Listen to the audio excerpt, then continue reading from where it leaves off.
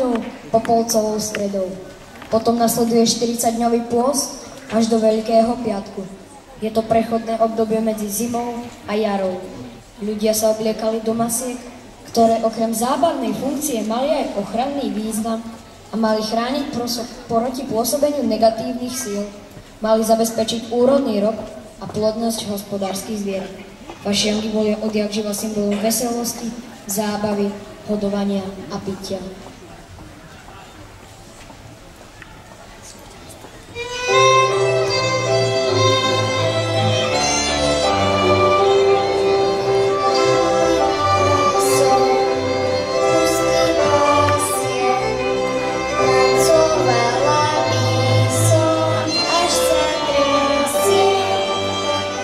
So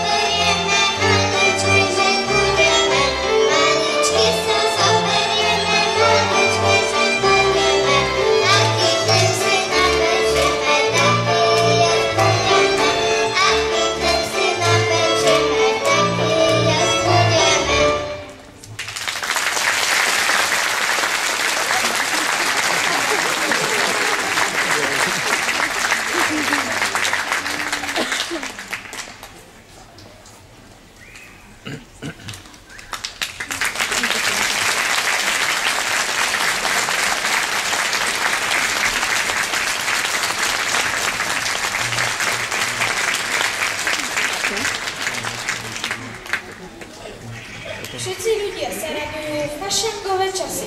Jedni pijú, druhí jedia, za stolom klobásy. Víno, pivo a pálenou v sobe popíjajú, potom sa do veselého krepčenia dávajú.